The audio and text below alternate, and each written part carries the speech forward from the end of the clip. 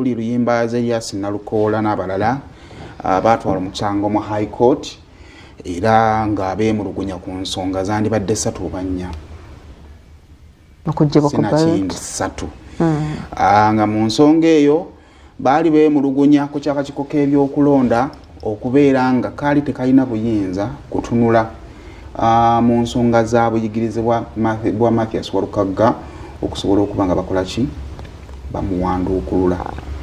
Tekalina buyinza bwankomeredde kubeera nga kasalawo. Baali balina ekirowoozo nti nno akakiiko k'ebyokulonda kaalina ensonga gyesindika either mu High Court okategedde bulungi nnyo. Mu ezo waliwo n'ebirala byateekebwa wansi eyo mu musango nga abaaloopa okubuuka amacco nga balowooza nti nno okulompa omusango guno baali balina okudda ewa returning officer eyawandiisa Mathias Walukagga baveeyo balikoyamuke waggulu kakiiko kaki k'ebyokulonda. Mu nsonga endala baayogera ku nsonga ya kolamu. Mu kolamu nga bategeeza nti akakiiko k'ebyokulonda commission, electoral commission does not mean Simon Byabakama Mujenyi. Olukiiko lw'abakomishona olukola commission bali batano. Kitegeeza nti okusalwawo kwabwe kuyina kubeeramu abo abatano. Kuyina kukolebwa abo abatano. Nga basinziira ku okusalawo ekiwandiiko ekyali kiwanduukula Mathias Walukagga kyaliko omukono gumu ogwa Simon Byabakama Mujenyi akulira akakiiko k'ebyokulonda nga bagamba nti okusalawo kuno kwali kuyina kusalibwawo bakomishona bonna. Then ensonga ey'okusatu yali yakukakasa oba Mathias Walukagga yasoma oba teyasoma. Ey'okuna yandibadde nga ku remedies oba ebiddako omwo mwe mubeera okuliyiririra oba okutanga kwoyo abaawanguddwa. Kati ku nsonga ezennya Walukagga yawanguddeko ensonga emu yeeriwa yeey'obutatanga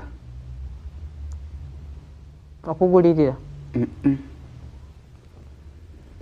Ku nsonga omusango gwa High Court bw'owangulirwayo olina okuliririra oyo akuwangudde. Aliririra y'abaatanga compensation. Yokka gye yawangudde nti omulamuzi yagambye engeri omusango no gye gubadde mupya ate nga n'abantu gulina amaaso ge gwaggudde buli omu asasulirire damages zeyeetaddeko nga ye loss esigale ku ggwe. Kyekyokka ennyingo ziri 3 bazimuwangudde. Ennyingo y'akakiiko k'ebyokulonda obutaba na buyinza okusinziira kubanga ekiwandiiko kino kya miko 38 ate ng'era oluvannyuma lw'okiyisaamu tetwabitegedde tukyetaaga otunyonyole nnyo just tetwagala kukkiriza temwagala kusoma temwagala kukkiriza.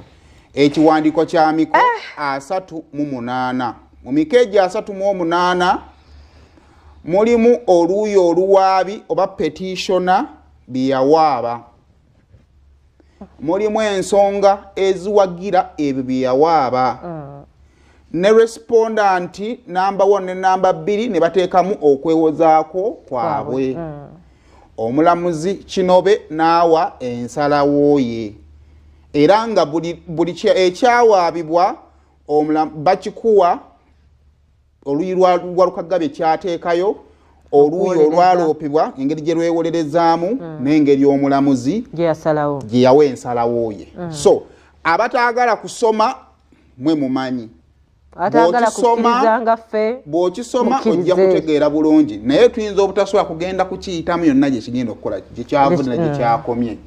Naye kaakati tugenda kuyita mu zimu ku points omulamuzi ze yawadde okuwa ensalawo ku buli nnyingo. Now ennyingo y'akakiiko k'ebyokulonda okubutaba na buyinza kutuula kugoba Walukagga oba ku denominating Walukagga. Ekisooka yasayitinze gundi za constitution eziwa ebbetu akakiiko k'ebyokulonda okutunula mu biwandiiko byabo abakoze eki abeesimbyewo. Ekyokubiri yayogedde ku nsonga y'akakiiko k'ebyokulonda nti singa kalemererwa okugonjoola ensonga ezo ate omuntu oyo omu asobola okuggibwayo nga maze okuwangula ate nga akakiiko k'ebyokulonda kennyini kalina okuddamu okutegeka okulonda ekyonoona ssente z'omuwi w'omusolo. Okategedde bulungi. Kakati era mu nsonga y'akakiiko k'ebyokulonda okutuula era ensonga gye naggambe ey'obutagoberera mitendera ne bagamba nti ensonga yali addressed direct to the Electoral Commission. So kitegeeza nti nayo erina okugikola ki okugigonjoola n'ebintu ebirala bingi nnyo naye nga ennyingo omulamuzi teyagirabyewo. Okategedde bulungi? Si birungi. Kakati ennyingo byawalukagga obutasoma. Ekisooka ng'akakiiko k'ebyokulonda bwe kaali kakola okusalawo kwako bagamba bwe bati ate wano awantu wakulu nnyo naddala muwalukagga obutasoma kubanga eri waliyo ebyayo expire na biki ne wano mutasoma mujja kufuna omusango gwe gumu ate omuntu ayitewo. Technicality eyakubye walukagga eriwa. Omulamuzi agamba National Council for Higher Education we yaweera walukagga certificate mature age aptitude yali ekyaliko kubanga yali eggwako nga 12 certificate ne bagimuwanga 10 na lumu. Kitegeeza nti yo National Council for Higher Education yali esobola omuwaki certificate. Naye walukagga we yakwatira certificate eno ya National Council for Higher Education gitwalo gikozesa for nomination nga 23. Ate yali mature entry yali emaze okweexpiringa. Kitegeeza nti eno certificate tesobola kuba namunga mature entry nemaze okukola ki okweexpiringa. Ekyokubiri nti etteeka erifuga mature entry lirambika emyaka 2 okuggwako. Akawaayiro ka esigala namu ng'omaze okwenrolinga ate kasula kukyusa tteeka lya expire after 2 years. Kata nti awo wennyini era nga wenkugambira nti awo tabitegeerera wekabanga kagamba nti maze okwenrolinga kitegeeza eno ne bweggwako for as long as I enroll. Ati naye toli omulamuzi ajja akugamba nti etteeka ligamba yakumalanga emyaka emeka 2 weekoma nga tonne bakwenrolinga. Etteeka ligamba yakumalanga emyaka 2 wabula eno mu kusoma akawaayiro ka kasita o enrollinga we kajjiramu naye etteeka lyo lyakoma ku myaka emeka 2. Kati awo wemugenda mu tteeka liri erifuga statutory guntashala bikoze bitya university bikoze bitya gyeriri likoma ku myaka 2. Kitegeeza omuntu alina kusooka kumalayo university. Etteeka yakola etteeka ye yagamba certificate eyo yakumalanga emyaka emeka 2 nebeera expired singa obeera toli enrolled. Enrollment mu tteeka teriiyo ate yo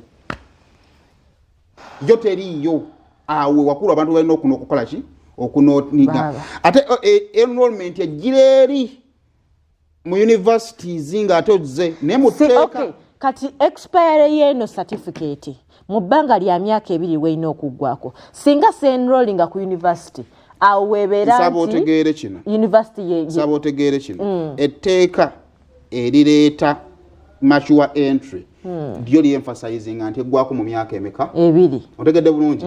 Wabula eri mu universities ekya enrollment ate gyekikola ki gyekijjira. Kati omulamuzi yanootinze wano ku tteeka ati etteeka lyo ligamba myaka emeka 2. Tuli mu kutunula mu byaki kitegeezera kyekimu omuntu alina kusooka kumala university. Etteeka lyo ligamba myaka 2 teryogera ku enrollment. Anti kyeŋŋamba nti akakiiko keetaaga kati degree. Kakati awo nga tuvuddewo ekyokubiri kye mulina onotinga singa wano mbadde njagala omwetegereze nnyo singa walukagga yali nominated by 11th before the expiry of this mature aptitude certificate ate yali tavaayo oba okategedde etteeka lyasinze nnyo ku aptitude lyasinze ku